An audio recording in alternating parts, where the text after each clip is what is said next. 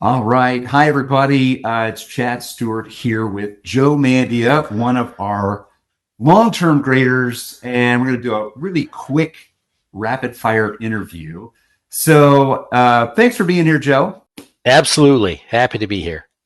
So I'm going to jump in and just say, can you tell us what it was like for you as a kid, kind of like how you got interested in animation, and then how that led to your journey, like your story in 3 minutes or less.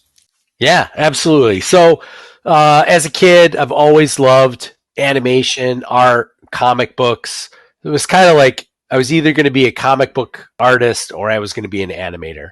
But I really loved the art from the old Disney films. I was just captivating to me as a kid.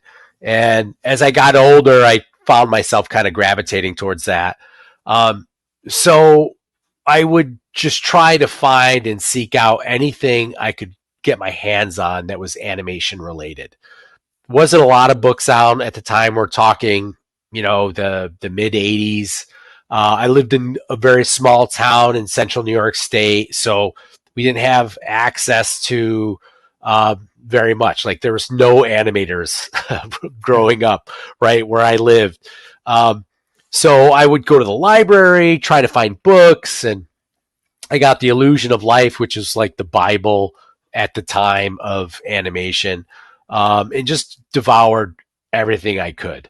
Um, and then as I kind of got into high school, I even so with these books and stuff, I learned what a animation camera was, and a rostrum, which is the device that would hold the camera vertically and shoot down on the paper. So I built one. I went to garage sales, got an 8 millimeter camera. They had this little button that would open the shutter for however many frames. And I literally had no idea what I was doing. I built a peg bar. I got a 2-hole punch, and I would had a stopwatch that I think I bought, cheap one, and I would act out an action. I came up with a story. I storyboarded it out, and I would act out. I would time it, and I would just try to figure out how many drawings I would need, or I would hold the drawing for so many frames. And I did this whole short film, and it kills me. Don't have it anymore. It was called The Little Magician. So I spent one summer working on the beginning of it, and then the second summer finishing. I had a stack, probably papers about like that. Um, and yeah, so it turns out one of my family friends' sons went to a college in Florida where they recruited Disney animators.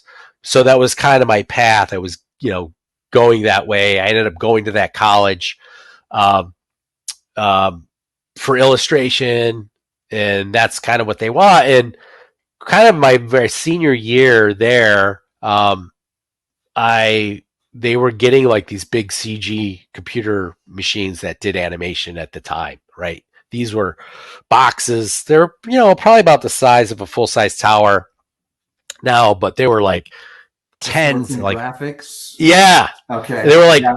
like $100,000 for one of these things, Yeah. right? And the software was probably about the same, and it was Wavefront Advanced Visualizer, I think was what it was. Basically Maya's predecessor, well, two Okay. predecessors ago. So I started learning that, and that's kind of my journey that got me into. So I stayed another year at college to take an animation class that was on these machines because I knew I wouldn't be able to learn it or get on to have access to it on my own because PCs weren't even really much of a thing back then. Kind of, but still, out of poor college kid, I certainly couldn't afford one. Um, and then I was able to build a demo reel, and then from that, I had a lot of friends moving out west. At the time, after I finished, I worked at Nickelodeon in Orlando when they had a studio in Orlando. I worked with them, but it was more scanning in of someone else's artwork and then kind of moving them like Okay. puppet. So it was kind of more of this 2D thing. Still was very fun. Um, and we had a lot of creative freedom, which was pretty cool. Um, So then I moved out to Los Angeles and I got into visual effects animation. So what that is like when you see like a commercial that has a dinosaur or a live action movie that has a dinosaur, those characters are animated for that. They're, highly realistic. And that's called visual effects animation, which is different than feature animation, what we teach here. So it was still always my goal to get to Disney, to get to Disney, to get to Disney. So I would always apply anytime I got new shots, work on something that I thought was pretty good. I would send it to Disney. Um, and then after a number of years, it took me a while to get there. I finally got to Disney, where I worked on Chicken Little, and it was huge, right? As a kid, I remember walking. Chad, you remember the hallway, Yeah. right, when they had all the posters on the wall? Yeah. I literally have tears coming down my eyes because I'm like, oh my god, I can't believe I'm here. I made it, right? So that was like a huge moment for me. Um, and Chicken Little was great. I got to meet a lot of wonderful people there. Um, and then I had an opportunity. I always wanted to move back to where my hometown, which is where I live now. My parents were here. I have three older brothers. They were here. My grandparents were here. So I always kind of wanted to get back. So I had an opportunity to get to Blue Sky. So I went there for a short amount of time, and things happened, and I ended up having to move back to LA. And that's where I was at Sony. I think that's where we met, right, Yeah. Chad? Yeah. Yeah. And I got to go work on a number of projects there. And then from there, I wanted to get into video games, right? Again, just wasn't loving quality of life I had in Los Angeles. Um, so I wanted to move. I got a job in video games at Sony Online Entertainment in Austin, Texas, where I worked there on a project called DC Universe Online, which is a video game that came out now probably 15 years ago or so. And that was a cool project. And then I had kind of made the decision that I was going to move back home. Remote was kind of starting to be a thing. I was a mentor for animation, kind of teacher mentor for another organization for a little while. So I was able to do it. So I moved back here, did some remote animation for another game company called High Res, where on a video game called Smite, Smite. Very it's like Greek gods and all these mythological based, right? So like all manners of beings from all cultures kind of, you can Okay. battle it out in this game. It was pretty cool. And it's still going on now, I believe. The game's had a lot of longevity. But so I did some work with them, and then I kind of got in the New York City animation scene working on commercials and stuff.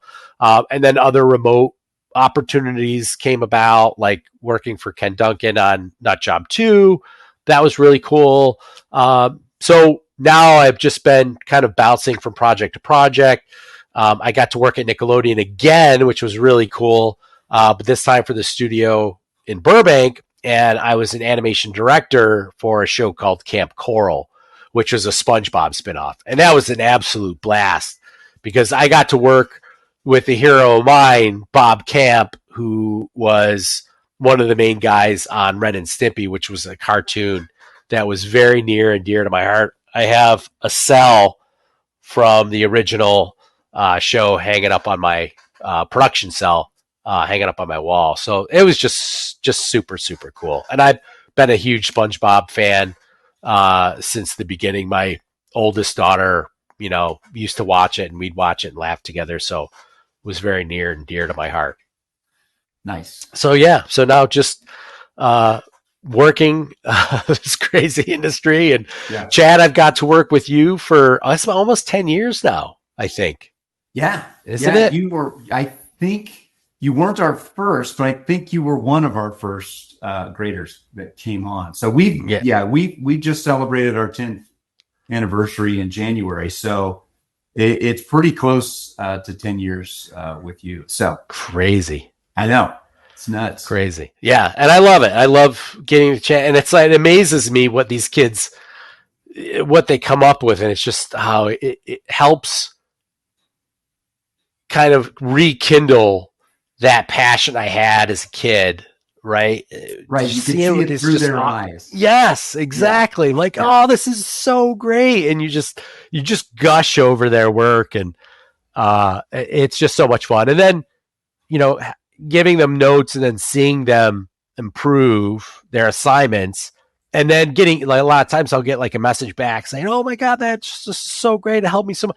And it's you just love that. Absolutely, that's what it's all about. I just helping them and then seeing their reaction to learning about how to improve their own work, and then getting to see it right immediately is just Right. awesome.